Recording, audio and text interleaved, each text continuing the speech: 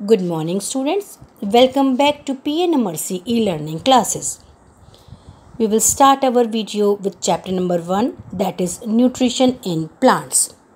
Our today's topic is how nutrients are replenished in the soil. Page number 7. Have you seen farmers spreading manure or fertilizers in the fields, or gardeners using them in lawns or in pots? Do you know why this is done? तो पूछ रहे हैं कि कभी आपने देखा होगा कि फार्मर्स जो होते हैं अपने मैन्योर या फर्टिलाइजर्स को फील्ड में डालते हैं सोइंग करने से पहले। ऐसा वो क्यों करते हैं? या कभी आपने देखा होगा गार्डनर भी जो होते हैं लॉन बनाने से पहले जो फील्ड है या लॉन है उसके अंदर मैन्योर डालते हैं या फर्टिलाइज़र डालते हैं। ऐसा वो क्यों करते हैं? ऐसा वो इसलिए करते हैं कि जो न्यूट्रिएंट्स की कमी सॉइल के अंदर है उसको पूरी कर सके। फर्टिलाइजर्स और मैन्योर को डालकर न्यूट्रिएंट्स वापस से रिप्लेनिश हो जाएं आपके लॉन या फील्ड्स में। You learn that plants absorb minerals and nutrients from the soil. आपने अभी चैप्टर में ये भी पढ़ा था कि जो प्लांट्स हैं वो मिनरल्स और न्यूट्रिएंट्स को एब्जॉर्ब करते हैं सॉइल में से through their roots. So their amounts in the soil keeps on declining. तो जैसे जैसे आप क्रॉप ग्रो करते चले जाते हैं फील्ड के अंदर, जो क्रॉप होते हैं उन न्यूट्रिएंट्स को एब्जॉर्ब कर लेते हैं।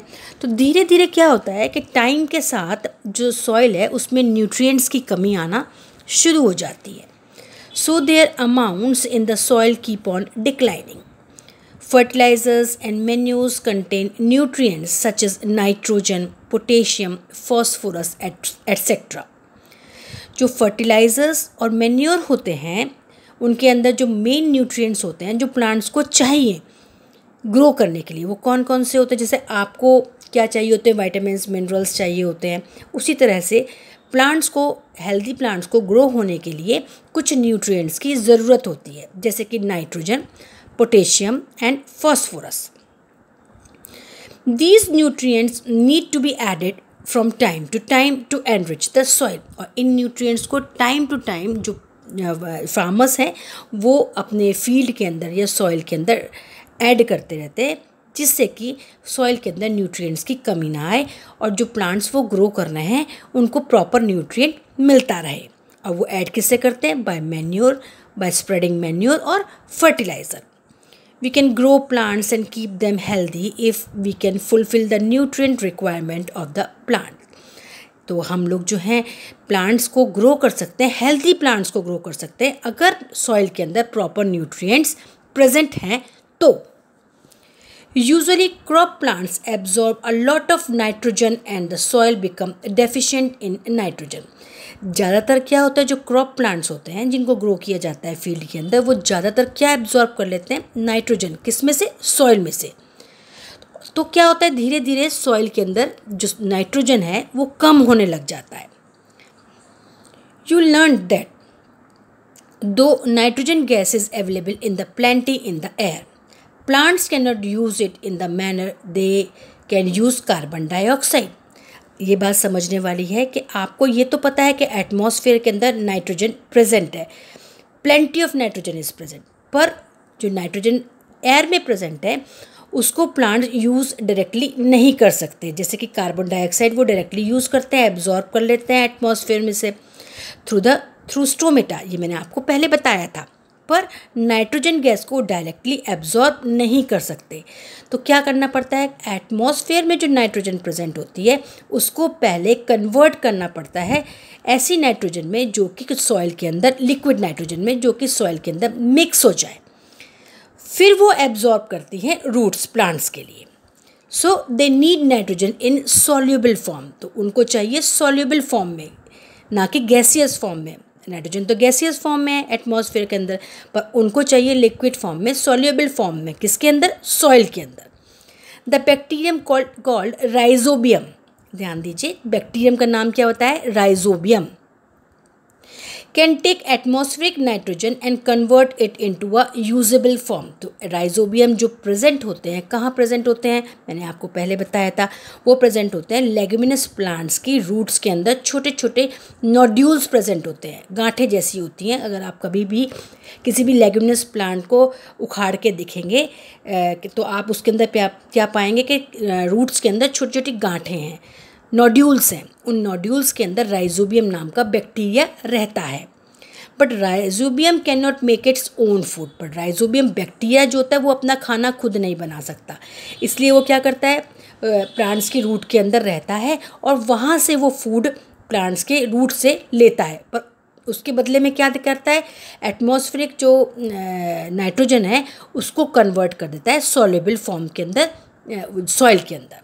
So it often lives in the roots of gram, peas, moong, beans and other legumes and provide them with nitrogen। इसलिए वो कहाँ रहता है, वो रहता है, तो राइजोबियम बैक्टीरिया रहता है जो दालें होती हैं, लेग्यूम्स होते हैं, जैसे कि नाम मैंने बताया ग्राम, पीस, मूंग, बीन्स, उनकी रूट्स की नोड्यूल्स में, और उसको प्रोवाइड करता है वो एटमॉस्फेयर से ट्रैप करके ऑक्सीजन सॉल्युबल फॉर्म में, लिक्विड में बदल के सॉइल के अंदर मिक्स करता है। और इन रिटर्न क्या होता है, प्लांट उसको रहने के लिए जगह देते हैं और साथ में फूड भी प्रोवाइड करते हैं। So in return the plants provide food and shelter to the bacteria. तो जैसे मैंने अभी बताया, इन रिटर्न में बैक्टीरिया को रहने के लिए जगह मिलती है प्लांट्स की रूट्स में और साथ में फूड भी मिलता है। दे दस हैव अ सिम्बायोटिक रिलेशनशिप। ऐसी रिलेशनशिप को हम क्या बोलते हैं, सिम्बायोटिक रिलेशनशिप, मतलब दोनों ही एक दूसरे के लिए हेल्पफुल है। This association is of great significance for the farmers. ये एसोसिएशन जो है, जो सिम्बायोटिक एसोसिएशन है, ये फार्मर्स के लिए बहुत ही ज़्यादा फ़ायदेमंद है। They can provide the use of nitrogenous fertilisers where leguminous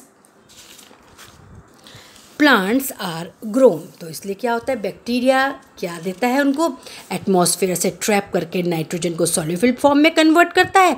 उसके बदले में प्लांट जो है बैक्टीरिया को रहने की जगह और फूड प्रोवाइड करता है। और ये चीज़ क्या होती है, फार्मर्स के लिए बहुत ही ज़्यादा बेनिफिशियल है।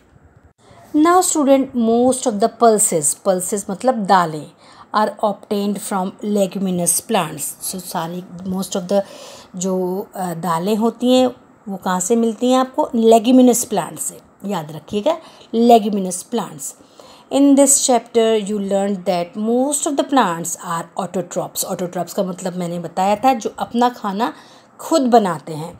Only a few plants are parasitic और सेप्रोफिटिक। उनमें से कुछ ही प्लांट्स ऐसे होते हैं जो पैरासिटिक या सेप्रोफिटिक होते हैं। They derive nutrition from other organism. तो ये जो पैरासिटिक या सेप्रोफिटिक प्लांट्स होते हैं वो अपना खाना खुद नहीं बना सकते, वो किसी और ऑर्गेनिज्म पे खाने के लिए डिपेंडेंट होते हैं। All animals are categorized as heterotrophs since they depend on plants and other animals for food। तो ज़्यादा जो सारे एनिमल्स हैं वो किस कैटेगरी में आते हैं, हीट्रोट्रॉप्स। वो खुद अपना खाना नहीं बना सकते, वो अपने खाने के लिए दूसरे एनिमल पे या दूसरे प्लांट पे डिपेंड होते हैं। Can you say that the insectivorous plants are partial heterotrophs। So student, this is the end of chapter number 1. You have to make a science book, one side plain and one side ruled.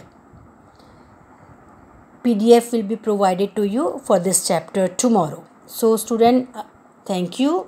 Have a nice day and goodbye.